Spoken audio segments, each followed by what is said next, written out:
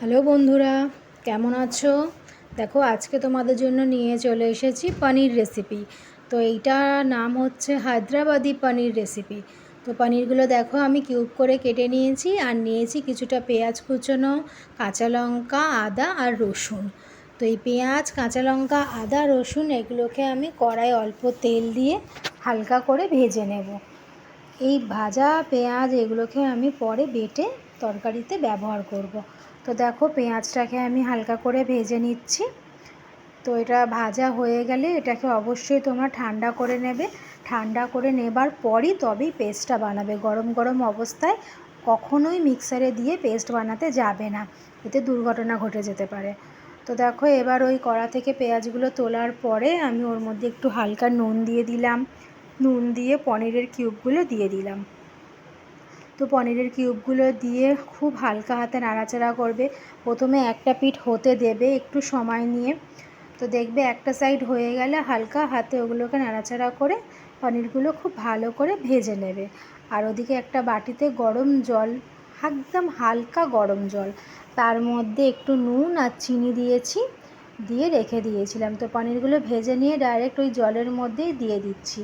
এতে পনিরগুলো খুব সফট হবে আর খেতেও খুব টেস্টি লাগে।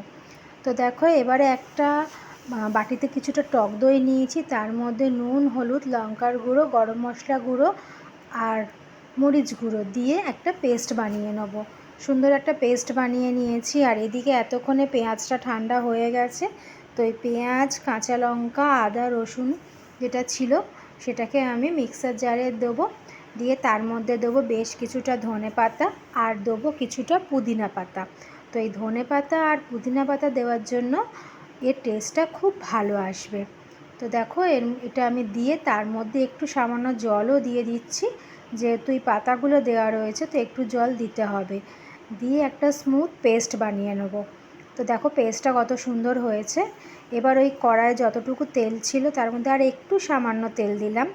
দিয়ে তার মধ্যে ফোড়নে দেব তেজপাতা, শুকনো লঙ্কা, এলাচ, দারচিনি, জিরে আর লবঙ্গ দিয়ে আমি ফোড়নটাকে ভালো করে নাড়াচাড়া করে একটু জাস্ট সুন্দর গন্ধ ছাড়বে তখনই আমি ওই পেস্টটা দিয়ে দেবো।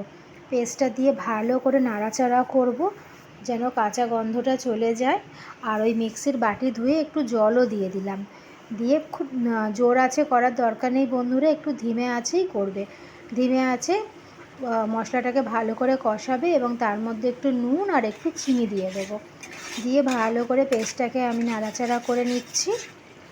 এবার তার মধ্যে ওই যে দইয়ের যে পেস্ট বানিয়ে রেখেছিলাম মশলা দিয়ে, ওই পেস্টটা দিয়ে দেবো। আলাদা করে আর কোনো মশলাই এর মধ্যে তোমাদের ব্যবহার করতে হবে না। তো এই যে মশলা দইয়ের মধ্যে দিয়েছি এটাই যথেষ্ট। তো দেখো ভালো করে মশলাটাকে কষিয়ে নিচ্ছি। কষাতে কষাতে দেখবে তেল ছাড়তে শুরু হয়ে যাবে। তারপর একটু চাপা দেবে, দিলেই দেখবে চাপা দিয়ে 2 মিনিট পর যখন তুলবে দেখবে চাপাটা ওপরে তেলগুলো ভাসছে। তো তখনই বুঝবে মশলাটা ভালো কষানো হয়ে গেছে। এবারে কি করবে, ওই যে পনিরগুলো রাখা ছিল জল থেকে তুলে নেবে। তুলে নিয়ে জল ঝরিয়ে পনিরগুলো সব ওই তরকারিটার মধ্যে দিয়ে দিলাম। দিয়ে ভালো করে নাড়াচাড়া করে নেব। দেখো পনিরগুলো খুব সাবধানে নাড়াচাড়া করবে যেন ভেঙে না যায়। আর একটু ওপর থেকে কসুরি মেথি হাত দিয়ে যতটা পারবো সুন্দর করে একটু গুঁড়ো করে দিয়ে দেবো। তো কসুরি মেথি দিলে এর ফ্লেভারটা খুব সুন্দর আসবে। তা কসুরি মেথি দিয়ে ভালো করে নাড়াচাড়া করে নেব। আর এই রেসিপিটার মধ্যে একটা তড়কা দিতে হবে। সেই তড়কাটার জন্য দেখো একটা আমি বড় চামচ নিয়ে নিয়েছি, তার মধ্যে একটু তেল দিয়ে কাশ্মীরি লঙ্কার গুঁড়ো দিয়ে আমি তড়কাটা রেডি করে নিচ্ছি। তড়কাটা নিয়ে আমি ওই তরকারিটার মধ্যে দিয়ে দিলাম রেসিপিটার মধ্যে। তো দেখো এই কালারটা কত সুন্দর হয়েছে। তো এবার বুঝতেই পারছো কতটা লোভনীয় দেখতে হয়েছে আর খেতেও দুর্দান্ত স্বাদের। তো বন্ধুরা তোমরা এই রেসিপিটা ট্রাই করো, করে খেয়ে অবশ্যই আমাকে জানিও কেমন হয়েছে।